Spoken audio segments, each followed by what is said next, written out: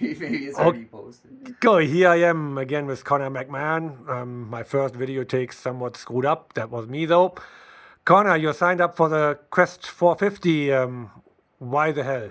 Yeah, me and the dogs were signed up. We've been dreaming about it all year, and we'll be going to Dawson. So, yeah, just to go to Dawson is pretty well it, right? It's a pretty historic trail. There's been lots of times I've dreamt about seeing it, and I've seen a good amount of it now, but I'll get to see the Black Hills from Pelly coming into Dawson, which I haven't done before, and get to stop by Scroggy and stuff like that. And Oh, I'm telling you, stepping stone, the food. yeah, It's see, I've been good. hearing all these things, so now we got to go check it out for ourselves, and we're really excited for it. So, tell us a little bit about your Quest 250 experience last year, or I guess Quest 300.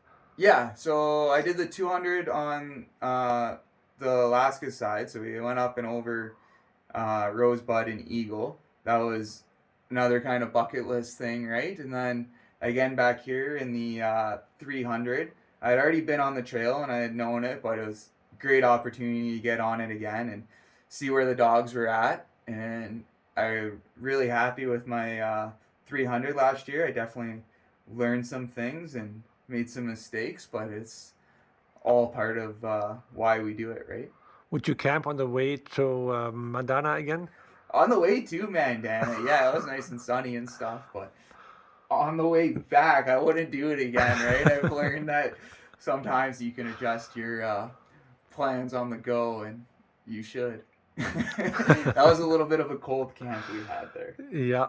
So, in general, what makes you pick this lifestyle? Like, why running dogs and putting your whole heart and soul into it? It's uh, it's a good question. I ask myself it a lot some days, especially when I'm not out on the trail. But as soon as you're out on the trail with the dogs and the energy's there, the synergy's there, you guys have complete trust in each other and are just so willing to be a teammate to each other.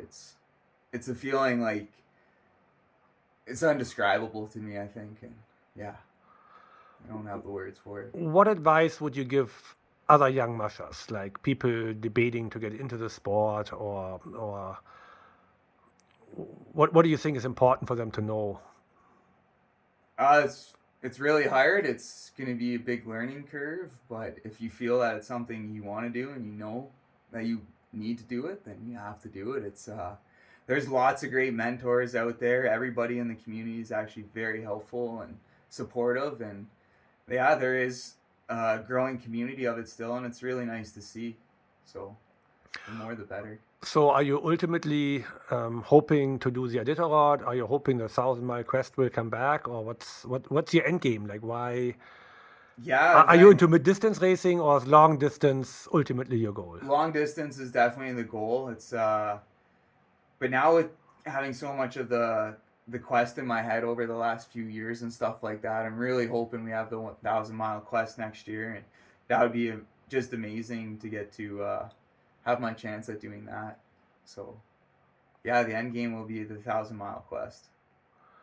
And in your summer months, I think you talk a lot about dogs, don't you? Yeah, yeah, day in and day out all summer long. I work with my dogs. We do summer cart tours, and yeah, we just talk about what we do in the winter and kind of show the lifestyle to people that never even would have known that this was existing or still going on at this day and age.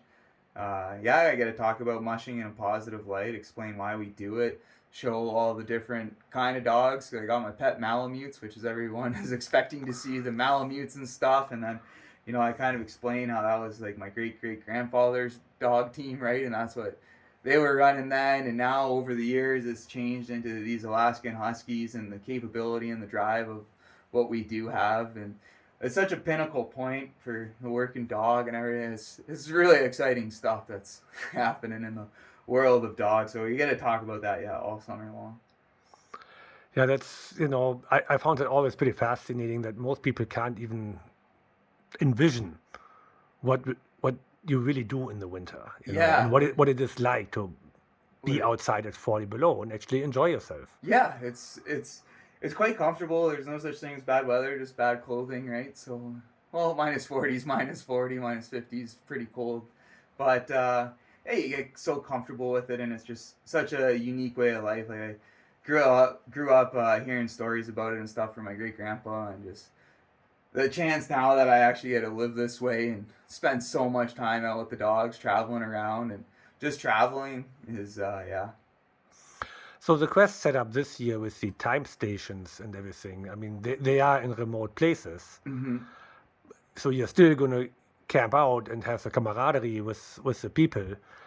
Um, what do you think about that whole concept between, all checkpoints, time stations, dog drops? What is your thought on that? Uh,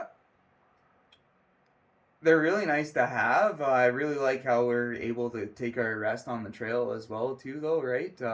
It kind of gives you the more freedom, but yeah, getting to go in like because I hear all these stories from everybody about Stepping Stone and Scroggy, and it's kind of like you can just envision it in your head, and then but until you get out there and experience it, right? It's just something you kind of crave to see, and it's magical when you come in, you see all the dogs bedded down, and everybody's warming up by the fire and talking, and yeah, that's definitely a big part of racing, I would say, and one of the most enjoyable parts is the checkpoints and seeing everybody.